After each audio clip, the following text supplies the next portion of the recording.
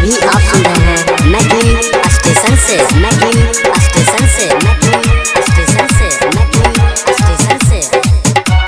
PSP मनोरंजन film विठान बाजार समस्तीपुर। हो जब ओढ़नी उड़ाबे हमर दिल धड़कावे, हो जब ओढ़नी उड़ाबे हमर दिल धड़कावे, जब ओढ़नी उड़ाबे हमर दिल धड़कावे, जब ओढ़नी उड़ाबे हमर दिल धड़कावे। कैसे कहीं रोजई सकुलया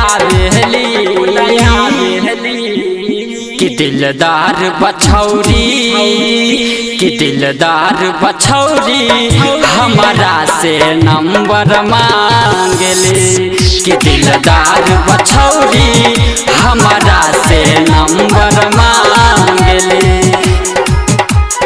डीजे शिव नारायण। अभी आप सुन रहे हैं मैकिन स्टेशन से पीएसपी मनोरंजन फिल्म विठान बाजार समस्तीपुर। शिव नारायण।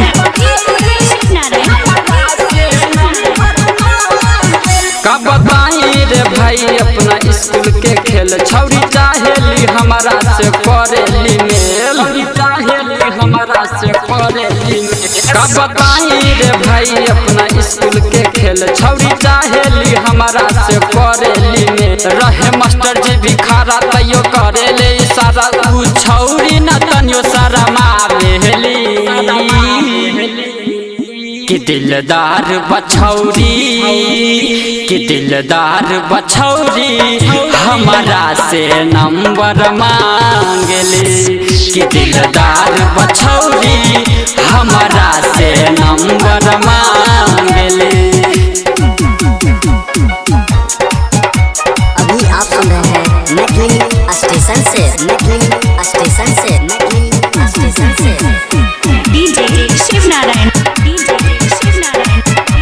पीएसपी मनोरंजन फिल्म विठान बाजार समस्तीपुर।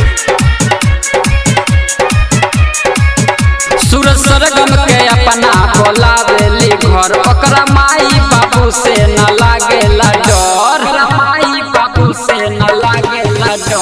सूरज सरगम के अपना बोलावेली घर, ओकरा माई बाबू से न लागेली डर। उ लागेली बड़ी टॉप, खाइला चाहे आलू चॉप, उ सचिन पांडव के पंजियावेली।